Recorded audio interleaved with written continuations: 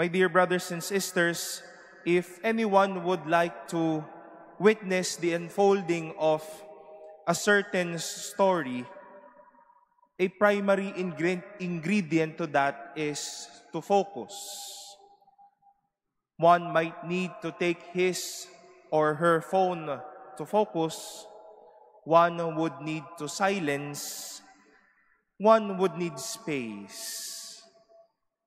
Similarly, when one needs to talk to and to converse with people, it is suggested to show respect by being present wholly and attentively, so that we won't miss any sort of story whatsoever. To focus is to catch and gain what is essential for us.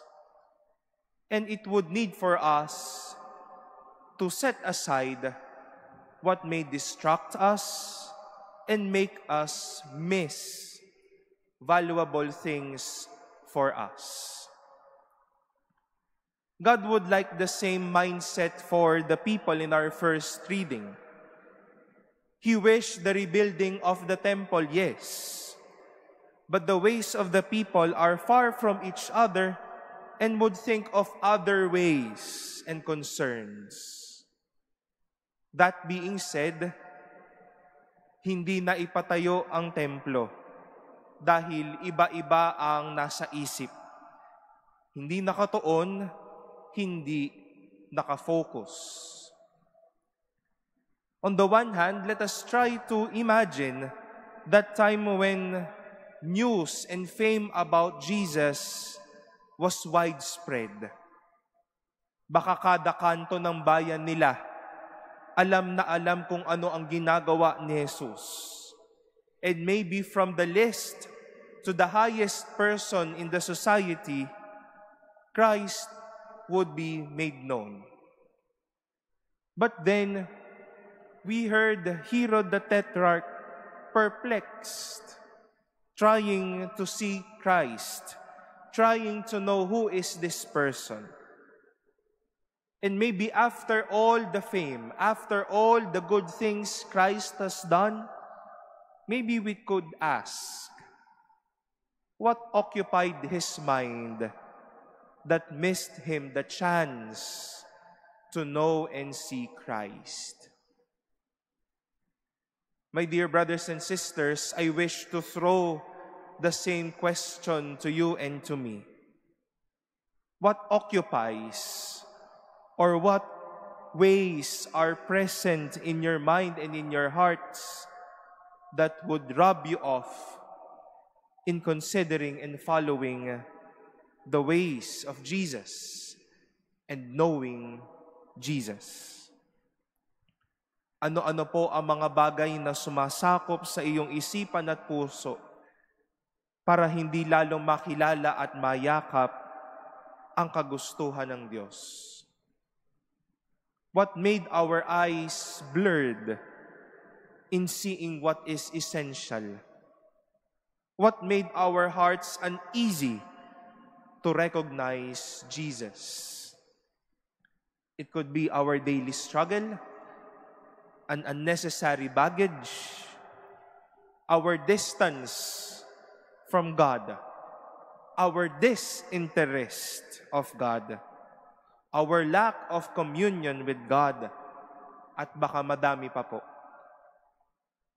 Baka madami na ang nagpapalayo ng puso natin para hindi makilala ang Diyos.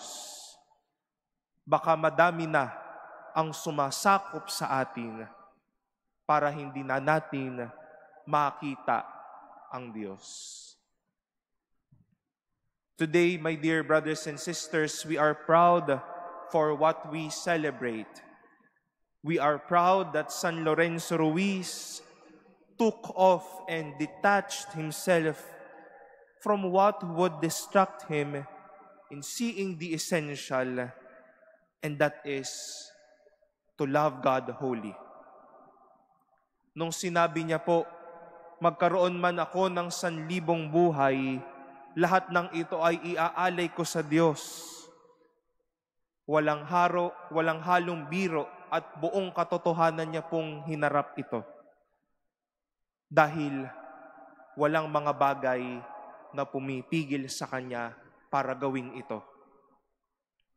He was focused. That is why he knew what is essential. Nothing occupied his heart. That is why he embraced the reward of life, and that is heaven, life with God. There could be things or thoughts that would rub us off to focus and see what is essential in life. This could be the same things and thoughts that would drop us off to see the beauty of God's ways for us. We are then challenged to focus, to recognize what robs our attention off from the ways of God, and then see what is essential. Enjoy God's ways, do God's will, and embrace God's graces for us.